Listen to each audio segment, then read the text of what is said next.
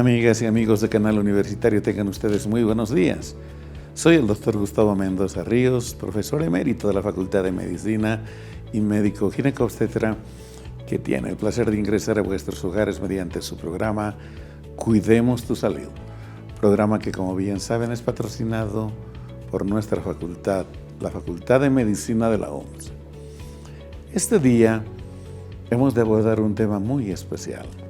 Un tema que está referido a problemas de la vesícula, pero en las mujeres que están embarazadas. Vamos a hablar de dos cuadros que frecuentemente afectan a la vesícula, lo que se denomina colecistitis aguda y colelitiasis. La litiasis no es nada más que la presencia de cálculos, de piedrecillas en la vesícula. Para ello, hemos de hablar con un experimentado profesional, el doctor Ramiro Fernando Pinilla Lizárraga. Él es médico cirujano del Hospital Obrero número 1 y es profesor titular de la Facultad de Medicina en el área precisamente de cirugía. Con él hemos de abordar estos temas con el aditamento, reitero, de que estos cuadros que vamos a analizar se presentaron en mujeres que cursan embarazo. De tal manera que les sugiero que nos acompañen para que puedan comprender cómo es este problema en las señoras que esperan sus futuros hijitos. Antes de entrar de lleno a conversar con nuestro invitado, permítanme un minutito de reflexión. En el último par de días quedamos bastante sorprendidos porque generó noticia el que se haya suscitado un hecho poco común, al parecer, de el atropello o el dejar caer a un pequeño perro en una carretera muy transitada de nuestro país. Aquello seguramente se va a dilucidar y se va a aclarar completamente qué es lo que pasó. Pero lo extraordinario es que, al menos en un día, 6 horas se dedicaron a tratar este tema. Temas que ni siquiera se tratan en problemas serios del país. 6 horas, reitero. Bueno, seguramente ha de ser una noticia extremadamente importante, pero más de eso, porque finalmente todos los medios tienen derecho de ocupar y usar su tiempo como gustan, se buscó a todas cosas juzgar. Es otra cosa que lo habíamos señalado muchos programas atrás. La gente cree que es juez, que tiene derecho de juzgar, y exigieron hasta el máximo el tipo de pena que debería darse a alguien que aún, por ley, sigue presumiéndose de inocente. Es decir, llegó tan lejos que en un programa periodístico aparentemente serio, utilizaron algún par de palabras por parte del conductor del programa irreproducibles contra este supuesto autor del hecho, que, como reitero, no voy a decir exactamente qué pasó porque no comprendo plenamente qué es lo que aconteció, pero hay pues entidades, personas que están encargadas de aquello y seguramente, siendo un tema doméstico, se puede aclarar completamente. Creo que estamos mirando mal la realidad. Creo que no estamos dimensionando las cosas. El tema seguramente es muy importante, pero otorgarles esa cantidad de tiempo al tratamiento, pero además sin ninguna solución, absolutamente sin ningún aporte. Todo eran conjeturas, todos eran epítetos, todos eran calificativos, todos eran insultos, todos eran buscar la pena. El autor, si es que existe, ya estaba condenado. Alguien buscaba, ¿y qué penas más? ¿Y cuánto más se puede emplear? Me hace recuerdo a una situación que ustedes también deben recordar, de un perrito cuyo nombre no voy a mencionar, que generó un problema con un ser humano, con una niña, donde fueron 12 abogados a pretender defender al perro. Bueno, dimensionemos bien las cosas. Si no, vamos a tener que repetir, junto con alguien que en ese tiempo dijo, los derechos humanos de los animales. Amigos, creo que las cosas deben ponerse en su lugar. Y las leyes están para ser cumplidas. Seguramente si hay un grado de culpabilidad, cualquiera que sea de quien haya cometido algo, deberá pues tener la pena y cumplirla. Dicho esto, sigo pensando, distinguidos amigos, que los seres humanos son lo más valioso que existe en la humanidad.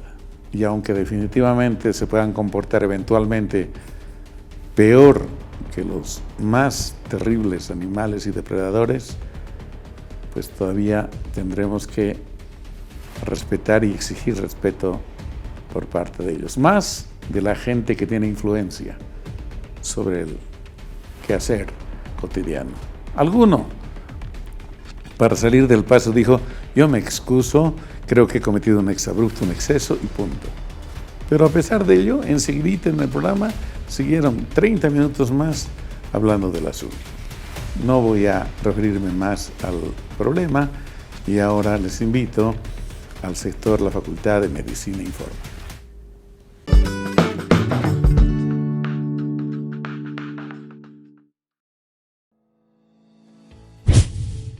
Amigos, en esta nota ustedes observarán cómo el Instituto de Investigación en Salud de nuestra facultad, con modernos equipos adquiridos por el proyecto que voy a mencionar, logró identificar la respuesta inmunológica en muchos pacientes que recibieron la vacuna anti-COVID. Veamos la nota, por favor.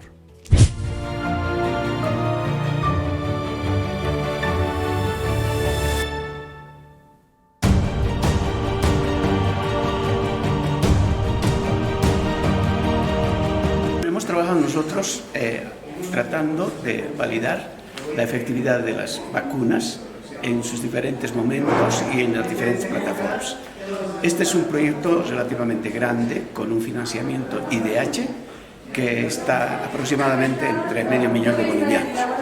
Hemos hecho una muestra en 2 poblaciones diferentes, una en población general del municipio de La Paz con unas 520 muestras y hemos hecho un trabajo con datos administrativos del Seguro Social Universitario. Ahí hemos logrado más de 1.360 muestras en que estamos haciendo el análisis por separado. La riqueza de este trabajo es que nosotros hemos logrado tener aproximadamente, en realidad hemos logrado tener 536 personas que han participado en 2 momentos. Una primera muestra que hemos sacado sangre para hacer el análisis de anticuerpos y a la misma población una segunda muestra. Cerramos el proyecto el 31 de mayo de este año. Sin embargo, estamos esperando sacar otros productos al finalizar el proyecto porque las bases de datos nos permiten hacer múltiples análisis.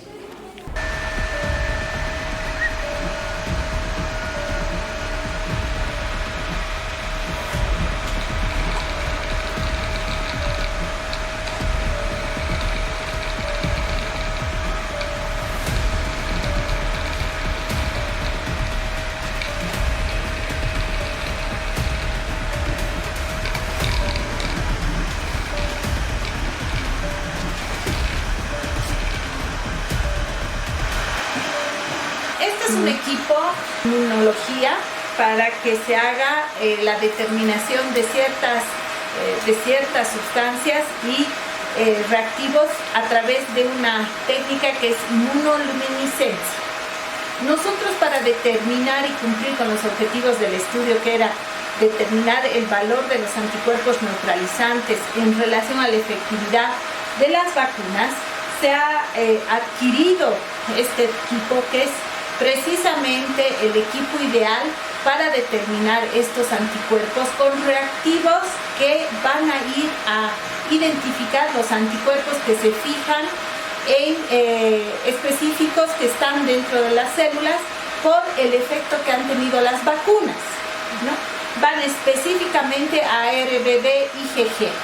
Por lo tanto, el equipo es capaz de identificar la cantidad de anticuerpos que ha generado cada persona con las distintas dosis de vacunas que han recibido. Entonces, el objetivo se ha cumplido al realizar 550 determinaciones en el equipo en diferentes épocas, diremos, y días después de que han sido inmunizadas las personas. Y a través de este equipo Maglumi 600 se ha podido determinar de manera eficaz y confiable estos resultados. El Instituto de Investigación en Salud y Desarrollo, INSAT, se ha fortalecido dentro del desarrollo tecnológico con la adquisición de este equipo, que permitirá futuras investigaciones con un menor costo, ya que se ha logrado obtener este equipo, que es un analizador, como hemos dicho, inmunológico, y que va a permitir diferentes tipos de determinaciones. El INSAT, a través de la Facultad de Medicina, ha cumplido con un objetivo importante en investigación, que es determinar estos resultados, que por primera vez también, es importante decirlo, en población de gran altura, a más de 3.600 metros sobre el nivel del mar. La Facultad de Medicina logra permanentemente alianzas estratégicas. En esta oportunidad realizó una alianza con el Instituto Nacional de Medicina Nuclear, INAMEN, haciendo posible un esfuerzo para capacitar de mejor manera a estudiantes de las distintas carreras de la facultad. En un acto muy simpático se logró este propósito. Veamos la nota, por favor. INAMEN abre sus puertas a la formación académica de pre- y posgrado de la Facultad de Medicina. El INAMEN, pionero en medicina nuclear desde 1962 y equipado con tecnología de punta, abre sus puertas a estudiantes de la Facultad de Medicina, Enfermería, Nutrición y Tecnología a través de las carreras de Tecnología Médica, Mención Radiología, Medicina y Posgrado, anunció el director del Instituto Nacional de Medicina Nuclear, Dr. Magíster Julio César Pardo Boyán.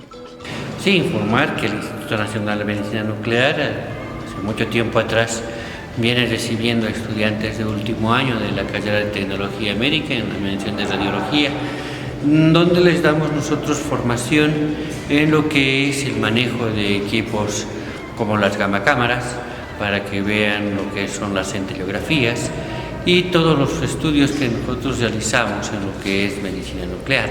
También ayudamos nosotros en el posgrado, recibiendo médicos residentes, tanto de endocrinología como también de lo que es imagenología en su primer año de residencia, donde van conociendo todos los equipos que nosotros utilizamos para realizar los diferentes estudios que oferta nuestra institución a la sociedad.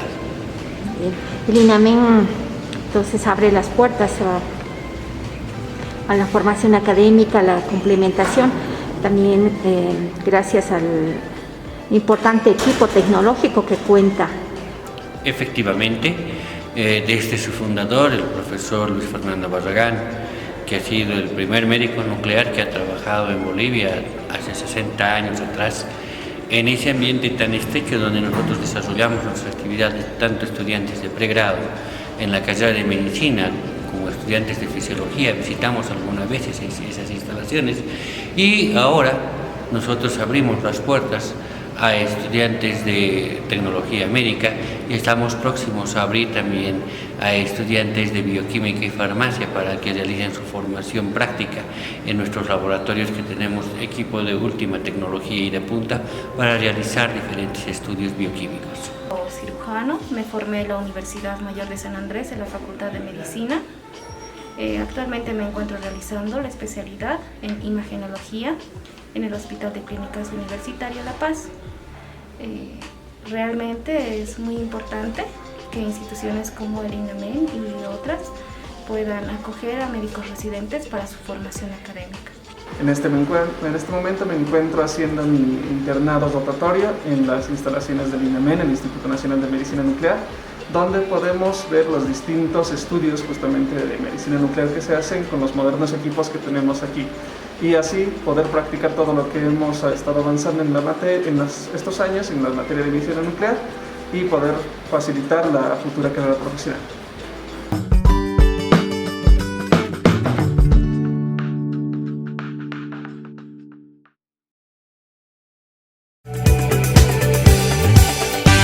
TVU. Televisión para ti.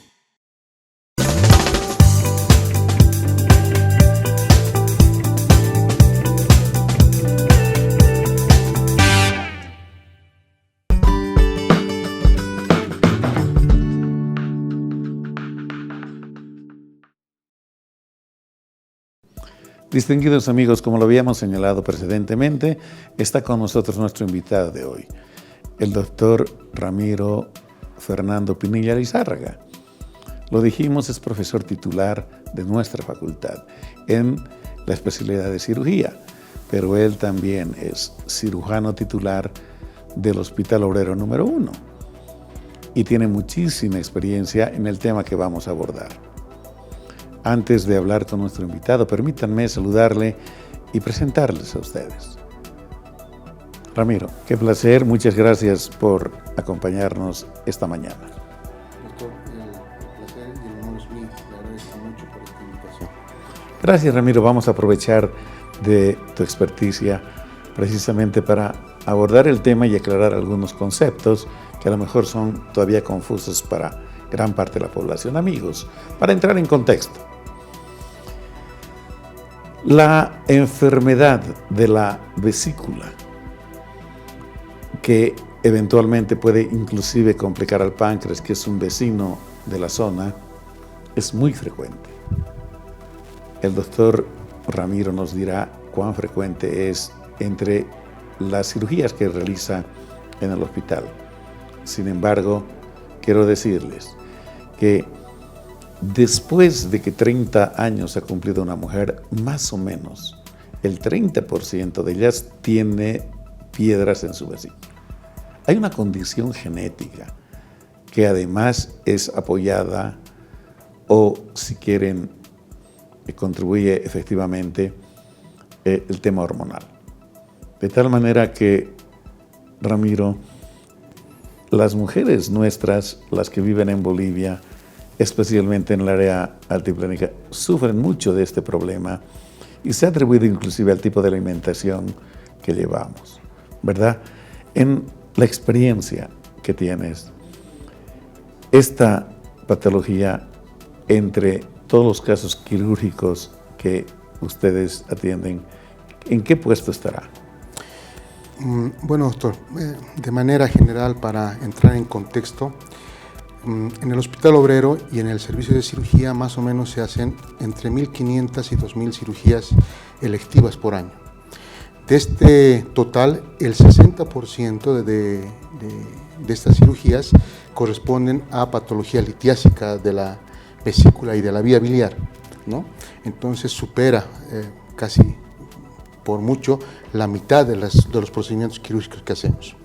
Y evidentemente la mujer tiene una relación entre 3 a 4 a 1 en relación al varón. Correcto. ¿No? Esta situación, como usted bien lo decía, se debe a situaciones principalmente hormonales que predisponen a la formación de los cálculos en la vesícula biliar. Es muy conocida las 4 Fs en la patología litiásica vesicular, que hace referencia a female, femenino, fat, personas que están aumentadas de peso, forti, pacientes que están bordeando entre los 30 y 40 años, y fertility, que quiere decir pacientes que tienen gestas ya a repetición, ¿no? Correcto. No hay duda distinguidos amigos, que los factores que ha señalado el doctor Ramiro son evidentes. Esto lo conocemos todos los médicos y compartimos con ustedes. Pero para de una vez entrar en tema, Ramiro, ¿qué es la vesícula? ¿Qué función cumple? Y yo me atreví además a invitar al páncreas para que un poquito nos hables de él, porque también por culpa de un problema de la vesícula se puede enfermar y complicar el páncreas, ¿verdad? Por favor. Sí, doctor. La vesícula biliar es un órgano de almacenamiento de la bilis. Corresponde a la vía biliar accesoria y es allá donde toda la bilis que se produce en 24 horas en el hígado se almacena en los periodos en los que la persona no se alimenta. Entonces, en este órgano, además de almacenarse, la bilis se concentra. La bilis que está en la vesícula es 40 veces más concentrada a la bilis que produce el hígado. Y una vez que se recibe el influjo alimenticio al interior, principalmente del duodeno, a través de la señal de un autocoide interno que es la colecistoquinina, la vesícula se contrae y vacía su bilis para que se digieran principalmente los alimentos grasos. La relación con el páncreas es muy estrecha porque a nivel justamente de la segunda porción del duodeno y de la papila de Vater desemboca también la vía pancreática. Y como usted decía, cuando existe una litiasis a nivel de la vía biliar, muchas veces esta se complica con una inflamación del páncreas, una pancreatitis, que es un cuadro sumamente severo y con una alta mortalidad. Amigos, vamos a hablar de la pancreatitis en otro momento, pero es muy importante señalar esto porque un cálculo que sale de la vesícula puede quedarse en su propio conducto. Si va más allá, hay un conducto que une ambos, el de la vesícula y el del páncreas, que es común. Y si se obstruye este, afectará obviamente, como muy bien decía el doctor Ramiro, también al páncreas. Y las enfermedades, estas son muy, muy severas. Hablemos de la vesícula, Ramiro. ¿De qué frecuentemente este órgano accesorio se enferma? La presencia, la formación y la presencia de los cálculos es la principal causa de inflamación a nivel de la vesícula biliar.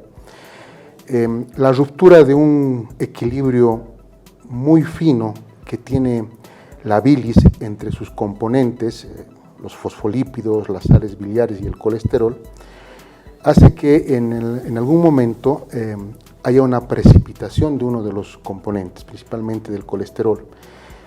Estos precipitan en cristales y estos cristales con el tiempo van dando lugar a cálculos, ¿no? Esa es la etiopatogenia más importante de la formación de los litos, de la litogénesis, como nosotros indicamos. Entonces, esta litogénesis se puede producir a muy temprana edad y es por eso que hoy en día inclusive tenemos niños, niñas que a los 12, 13, 14 años ya presentan esto, ¿no?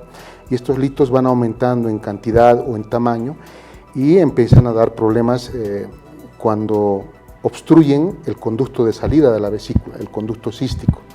Y a raíz de esta obstrucción, la vesícula se inflama, causa un dolor muy típico en los pacientes, un dolor en el hipocondrio derecho que se irradia a la espalda, que se irradia hacia el epigastrio, lo que comúnmente llamamos la boca del estómago, o hacia la espalda, que muchas veces no cede inclusive con la administración de antiespasmódicos y se instaura o se diagnostica como una colestitis aguda, donde el gold estándar o el examen de gabinete que tiene un diagnóstico más preciso, más sensible y más específico es la ecografía, ¿no? Correcto.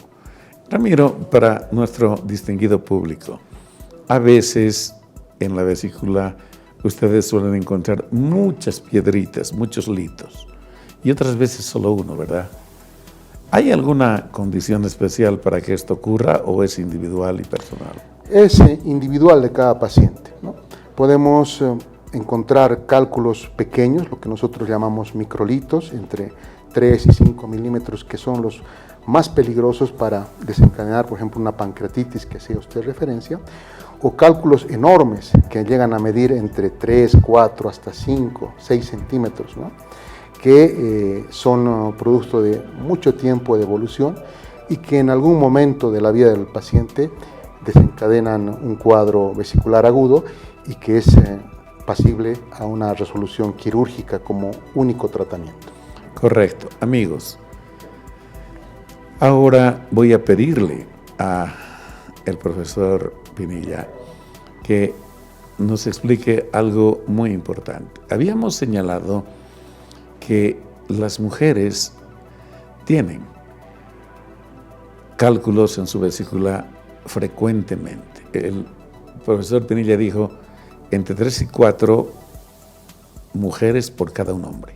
O sea, es súper frecuente. ¿Cómo es tan frecuente y ocurre a temprana edad? Estas señoras, por supuesto que pueden embarazarse. Ramiro, efectivamente, la literatura mundial dice que entre 1 y 2% de las señoras que están en edad reproductiva y que tienen cálculos van a hacer un cuadro clínico que va a meritar consulta y a lo mejor tratamiento. Ustedes, en la experiencia que tienen, tú en particular, ¿han encontrado esta relación? Es decir, hay 2% de 100 mujeres que tienen sus cálculos que embarazadas van a hacer este problema. Sí, doctor.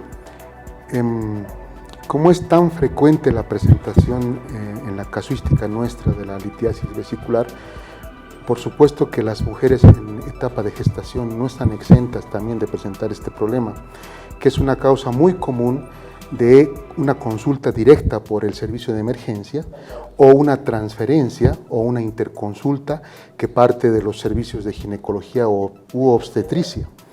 Entonces, estas pacientes muchas veces son internadas en nuestro servicio y su cuadro tiene que ser resuelto dependiendo de las características propias de cada paciente. Nosotros hemos desarrollado, por la alta casuística que tenemos, yo calculo que cada uno de los 8 cirujanos del servicio de cirugía debe atender entre 12 y 20 pacientes embarazadas con patología litiásica vesicular aguda o reagudizada al año. Eso quiere decir que más o menos deben estar bordeando... Como 150. Sí, ¿no? Sí, más o menos, ¿no? Y depende mucho del tipo de tratamiento que se les va a ofrecer, principalmente de la edad gestacional en la cual se presenta el problema.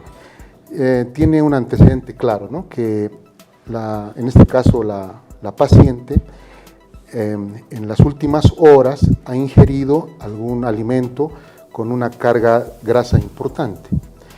Esta carga grasa ha hecho de que haya una contracción de la vesícula para vaciar la bilis para poder digerir estos alimentos con carga grasa.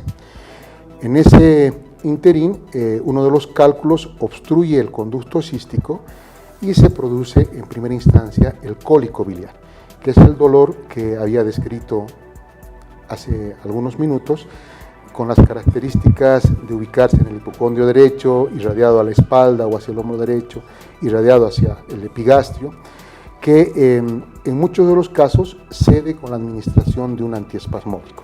Hasta ahí tenemos un cólico biliar. Correcto. Si el cólico biliar no cede o no calma el dolor agudo en la paciente con la administración del antiespasmódico y supera las 6 horas de evolución, nosotros nos vemos obligados a realizar y llevar adelante una ecografía hepatobiliopancreática que nos demuestre las características de la vesícula biliar en ese momento. Cuando la vesícula biliar reportada en la ecografía está aumentada de tamaño, con un edema en la pared vesicular, con un cálculo que está fijo en el bacinete, que no se mueve del cuello de la vesícula, nosotros lo catalogamos como una colestitis aguda. Y esa colestitis aguda tiene que ser internada para, en primera instancia, hidratar a la paciente, calmar el dolor, poder poner en reposo el sistema digestivo y después, ya con las características propias del embarazo de la paciente en ese momento, decidir si esa paciente recibe un tratamiento médico o decidir si se somete a una cirugía. ¿Cuál es el principal punto de corte de esta decisión? La edad gestacional. Nosotros hemos desarrollado un protocolo que indica que toda paciente que ha culminado el periodo de la embriogénesis, que más o menos oscila al cumplir la semana 14 de la gestación, es pasible a ser sometida a una cirugía laparoscópica para superar el problema. Y esta ventana se cierra cuando la paciente ha cumplido el segundo trimestre del embarazo. Correcto. ¿Por qué? Porque a partir del segundo trimestre del embarazo, el crecimiento del útero en la cavidad abdominal es tan importante que ya no permite crear el espacio virtual que nosotros necesitamos a través de la insuflación del dióxido de carbono para poder manipular las pinzas de cirugía laparoscópica y la videocámara al interior del abdomen. Correcto, amigos, creo que esta primera explicación ubica perfectamente en qué edades de embarazo más o menos podría ser la paciente sometida a una cirugía. Vamos a seguir hablando y aclarando estas cosas, pero permítanme ir ahora a un pequeño corte.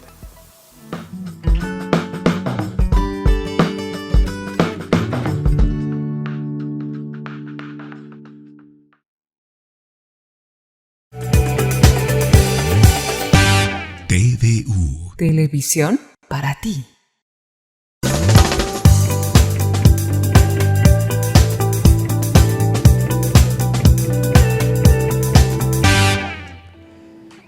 ¿Qué es lo que al cirujano le hace tomar la decisión de optar por el tratamiento quirúrgico, es decir, retirar la vesícula, etcétera, o el tratamiento médico? ¿Por qué hago esta pregunta? Porque estuve leyendo una serie de investigaciones y artículos que inclusive sugieren no atreverse, sino en circunstancias muy especiales, hacer el tratamiento quirúrgico, prefiriendo el tratamiento médico. Pero también vi otros reportes que prefieren el tratamiento quirúrgico siempre en base de un protocolo. ¿Cuál es el criterio vuestro? Tenemos varios parámetros para decidir una u otra conducta, doctor. Primero, que en el caso de que el cuadro doloroso abdominal no cede, la paciente sigue álgida, se empiezan a registrar alteraciones del laboratorio como leucocitosis, alzas térmicas, nos indican que el cuadro vesicular agudo se está complicando y puede pasar inclusive a un piocolecisto, que es la presencia de pus en la vesícula biliar. Y gangrenarse también. Y gangrenarse, por supuesto, ¿no? La alteración de la irrigación de la pared de la vesícula puede hacer que en algún momento esta pierda vitalidad, se isquemie y luego pase a una gangrena. Si el dolor se ha controlado, pero la paciente refiere que tiene estas molestias a repetición y le impide alimentarse de forma correcta para principalmente precautelar el aumento de peso que tiene que tener toda mujer durante la etapa gestacional para tener un producto dentro de los parámetros adecuados de crecimiento pondoestatural intraútero, también es otro parámetro que nos hace ofrecer a la paciente la resolución quirúrgica de los cálculos de la vesícula. Por supuesto que en el primer aspecto, cuando el cuadro se ha complicado, nosotros nos vemos obligados a operar, siempre con la autorización, que en este caso tiene que estar firmada por la paciente, por el esposo o cualquier familiar. El consentimiento informado. El consentimiento escrito, informado, además, la autonomía de la voluntad, ¿no? En el segundo caso, hecha la explicación de que resolviendo los cálculos en la vesícula, la paciente va a poder alimentarse mejor, teniendo en cuenta inclusive que todo el subsidio de lactancia que brinda el gobierno, por ejemplo, está en base a derivados lácteos, que una persona con cálculos biliares no puede tener dificultades para aprovecharlo, ¿no? Entonces se hace toda la explicación, los riesgos como en toda cirugía y en este caso un riesgo doble porque se está hablando de la integridad de la madre y de la integridad del producto, ¿no? Correcto. En gran mayoría de los casos la cirugía es aceptada, ¿no? Porque se les explica que se tiene un protocolo, se tiene un trabajo multidisciplinario con los ginecólogos obstetras que hacen controles tanto de la madre en el aspecto ginecológico como del producto a través de estudios ecográficos antes y después de la cirugía. Correcto. Sin embargo, existen personas que, por supuesto, por el temor pueden llegar a rechazar la cirugía y lo que se hace es hacerles una transferencia a la consulta externa para que puedan resolver su cuadro vesicular una vez concluido el embarazo, con las recomendaciones del tipo de alimentación que debe seguir, los alimentos que no pueden ingerir para no desencadenar nuevamente cólicos biliares y cuadros de inflamación aguda de la vesícula biliar. Correcto, porque además, amigos, aún con un tratamiento médico exitoso, es posible que la paciente pueda volver con otro cólico, otra vez de emergencia, y a lo mejor ser inevitable una cirugía. Todo esto se maneja bajo un protocolo. Quisiera, Fernando, que tengas la gentileza de volvernos a reiterar, de acuerdo al protocolo que manejan, ¿por qué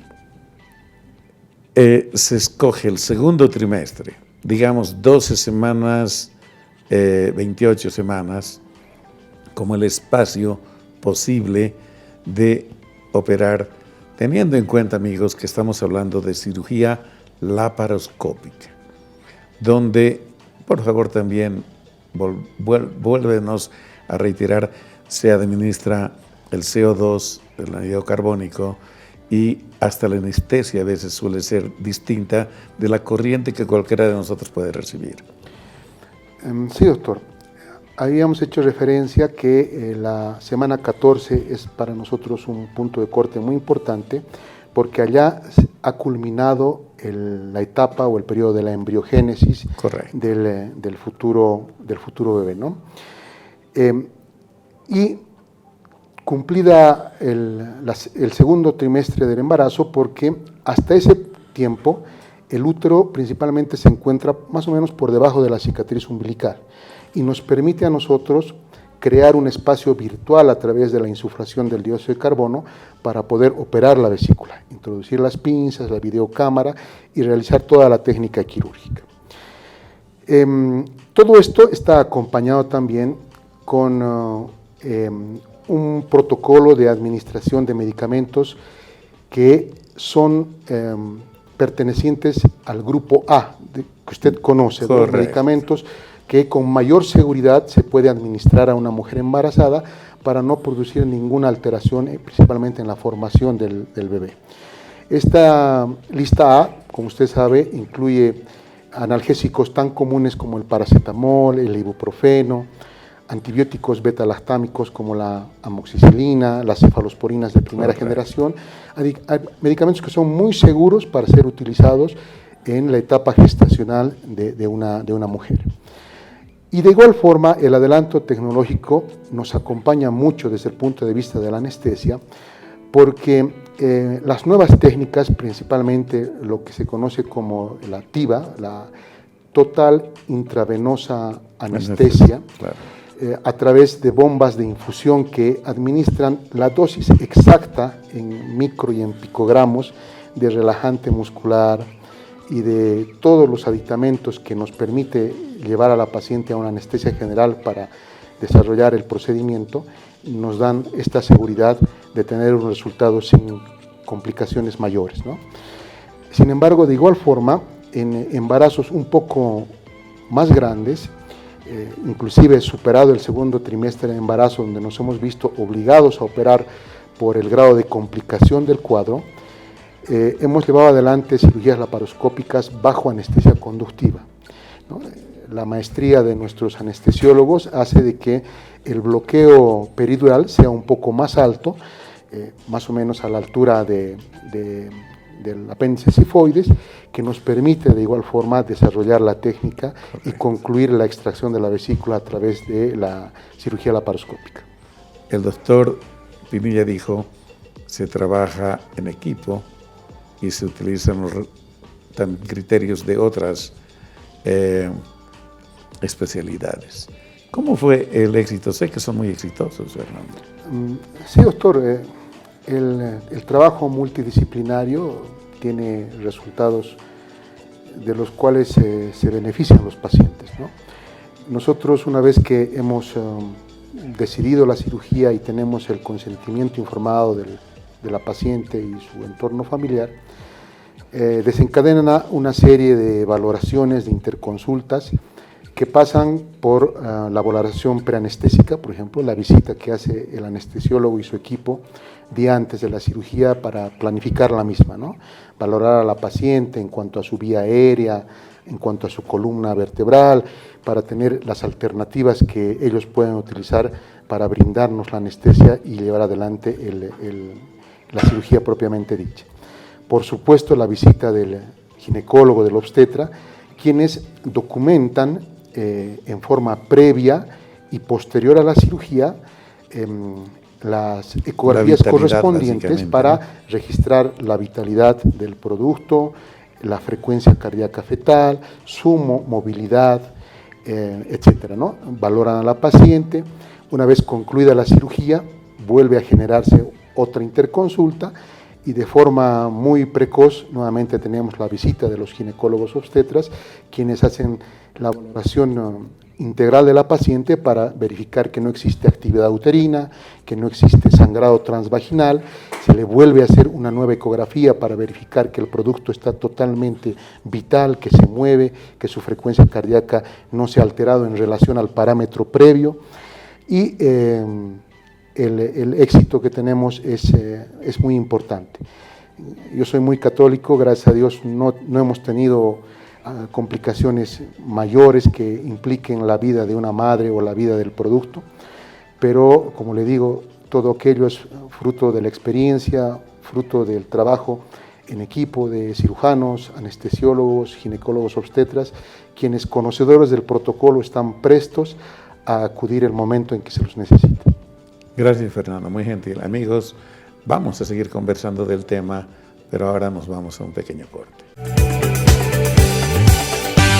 TVU. Televisión para ti.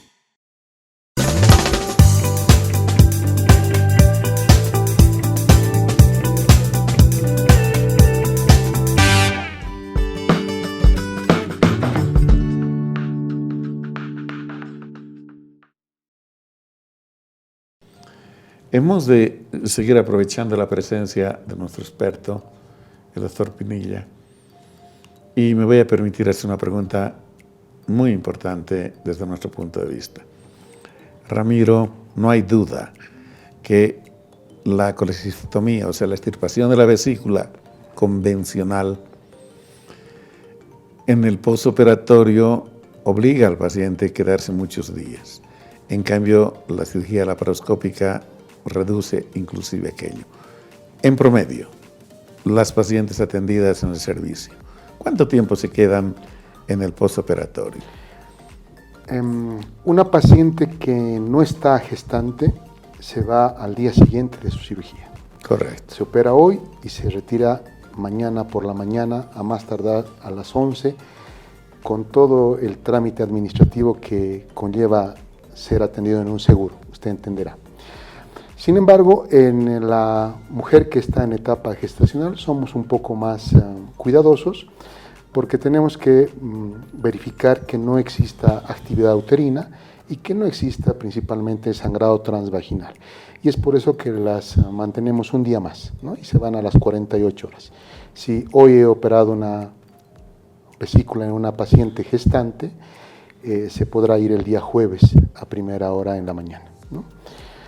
Es la ventaja de la cirugía videoasistida, que tiene una recuperación mucho más rápida, más pronta, una restitución laboral más rápida y que en la mayoría de los, no solamente en la vesícula, sino en todos los cuadros que se resuelven por cirugía videoasistida, tiene esta ventaja sobre la cirugía convencional a cielo abierto. Correcto, amigos, también esta cirugía, igual que todas, puede tener algún tipo de complicación, que precisamente los cirujanos vigilan en las horas que siguen al procedimiento. Una última pregunta en torno de este tema. La literatura mundial dice, Ramiro, que dadas las circunstancias del embarazo y del cuadro que obliga a tomar esta decisión, a veces un buen cirujano toma la decisión de convertir una cirugía que comenzó proyectada como laparoscópica en una convencional. Lo que personalmente, amigos, me parece una muy buena medida, porque eso denota no solo responsabilidad, sino una alta experiencia del cirujano. ¿En qué medida más o menos ocurre esto en general? Doctor, la cirugía laparoscópica en el Hospital Obrero número 1 de la Caja Nacional de Salud data más o menos desde el año 1995, desde la primera cirugía que se ha realizado, o 96 si no estoy mal. Durante todos estos años nosotros hemos llegado a tener una experiencia que nos ha enseñado que el convertir una cirugía videoasistida a una cirugía convencional desde ningún punto de vista es un fracaso. No, por supuesto que no. Es un buen criterio del cirujano, porque muchas veces el grado de inflamación de los tejidos o la dificultad para visualizar e individualizar los elementos anatómicos que son necesarios identificar para completar una colecistectomía nos obliga a convertir a una cirugía convencional. El índice de conversión del Hospital Obrero está dentro del rango mundial. Nosotros tenemos un índice de conversión que oscila entre el 1 y el 3%, o sea, entre 1 y 3 de 100 pacientes, incluidos los cuadros agudos, no solamente los cuadros selectivos, ¿no? Incluidos los cuadros agudos. O sea, estamos plenamente dentro del rango que revela la literatura y la bibliografía mundial, y es por la cantidad de pacientes que operamos. Como le decía, de 100 pacientes, el 60%, 60 pacientes tienen este tipo de cuadros y son los que predominan en nuestra casuística hospitalaria. Sin duda, amigos, yo conversaba extra cámaras con el profesor Pinilla y le decía desde nuestro criterio, después de la cesárea, la colecistectomía termina siendo como la segunda más frecuente que se realiza en las señoras, por supuesto. Ramiro, ya se nos va a ir el tiempo y quisiera aprovechar para que nos digas, ¿qué les sugieres a las señoras que puedan practicar cuando presentan cualquier tipo de problemas que pudieran ser de orden vesicular, digamos, dirigiéndonos a una consulta oportuna, un diagnóstico preciso, un seguimiento, porque la gente suele ir en última instancia. Ha utilizado mates, ha utilizado 20 cosas y recién cuando la cosa quema va a la emergencia o al hospital. ¿Qué le recomendarías? Doctor, principalmente en el ambiente en el que yo desarrollo mi trabajo, que es la seguridad social, todas nuestras pacientes aseguradas tienen a mano sus policlínicos y sus médicos familiares, donde pueden hacer consultas cualquier día de la semana en sus respectivos turnos para que el médico familiar pueda llevar adelante ecografías, exámenes de laboratorio, hacer la orientación nutricional correspondiente, llevar adelante la primera etapa del control prenatal para después de cumplida la etapa 20 ser derivadas al hospital materno infantil. Y es importante que cuando una persona, una mujer, principalmente en etapa gestacional, tiene las molestias, el dolor abdominal de las características que hemos descrito pueda tener una atención lo más oportuna posible, puesto que la cirugía programada brinda mejores garantías, brinda más seguridad, mayor recuperación que una cirugía que deba hacerse de urgencia en la noche o en la madrugada, que tiene sus características propias y que todos nosotros las conocemos porque hacemos turnos, porque hemos trabajado en emergencias en alguna etapa de nuestras vidas. Gracias, Fernando. Amigos, creo que estas recomendaciones deben ser tomadas en cuenta. Ya saben un dato, 30% de las mujeres pasadas los 35 años tienen sus litos. Si usted tiene un cólico, consulte y hágase el examen y a lo mejor ya tiene la referencia, tendrá el cuidado correspondiente para ver cómo se maneja sin embarazarse, con embarazo, etcétera, etcétera. Ramiro, te quiero agradecer por la gentileza que tuviste de acompañarnos en esta sesión. Yo creo que fue muy ilustrativa y quisiera comprometerte que en una siguiente vez podamos hablar de otro tema tan importante como este. Doctor, para mí ha sido un enorme placer y un honor, porque tengo el orgullo de decir que también usted ha sido mi maestro durante mi etapa preuniversitaria. Yo le agradezco mucho su gentileza y estoy presto a la convocatoria que usted me haga para conversar sobre temas principalmente de lo que hacemos cotidianamente, que es la cirugía. Gracias, Fernando. Amigos, está el doctor. La despedida, mi querido Fernando, para su público. Muchísimas gracias, doctor. Espero de que haya sido ilustrativo, haya sido fácil de entender y que podamos tener la oportunidad de hablar de otros temas que puedan orientar a nuestra población de asumir situaciones mucho más prontas en la resolución de problemas de salud que principalmente son tributarias de cirugía. Muchas gracias, doctor. Gracias a ti, querido Ramiro Fernando. Distinguidos amigos, ahora permítanme ir al sector Avances en Medicina.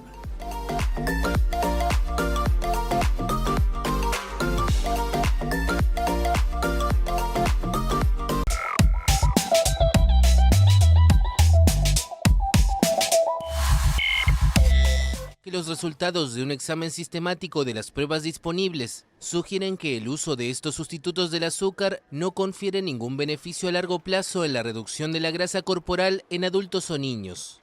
Además, indicó que pueden tener efectos indeseables potenciales relacionados con su uso a largo plazo, como un mayor peligro de diabetes de tipo 2, enfermedades cardiovasculares y mortalidad en adultos. La organización subrayó que esta recomendación es válida para su uso en productos de consumo y en aquellos que se venden por separado para endulzar los alimentos, y que se aplica para todas las personas, excepto las que padecen diabetes preexistente. Francesco Branca, director de la OMS para la Nutrición y la Seguridad Alimentaria, señaló que los edulcorantes sin azúcar no tienen ningún valor nutricional. Y destacó que la gente debe considerar otras formas de reducir el consumo de azúcares libres, como el consumo de alimentos que contengan azúcares naturales como frutas o alimentos y bebidas sin azúcar. La OMS aclaró que se trata de recomendaciones condicionales, debido a la diversidad de participantes en los estudios y a la gran complejidad de los hábitos de consumo de edulcorantes sin azúcar. Algunos expertos en nutrición cuestionan este trabajo, basado en gran medida en estudios observacionales que no permiten establecer un vínculo directo entre edulcorantes y control del peso. Distinguidos amigos, esto fue todo por hoy.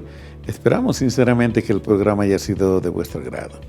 Queremos reiterarles que estamos en YouTube como programa Cuidemos tu Salud y en Facebook como Facultad de Medicina de la UMS. Les sugerimos, les pedimos que sigan siendo tolerantes, que erradiquemos definitivamente la violencia en todas sus formas. La palabra suele ofender mucho más, inclusive, que lo que la agresión física puede lograr. Deseamos que todos puedan ser felices en esta vida y es cuestión de actitud. Empecemos por casa. Quieran a sus hijitos, quieran a la familia, quieran a las personas mayores y pásenla bien. Que tengan un hermoso fin de semana y no olviden a la mamá todos los días, no solamente del mes de mayo, todo el año. Hay que quererla. Ella es origen de nuestra vida. Muy buenos días.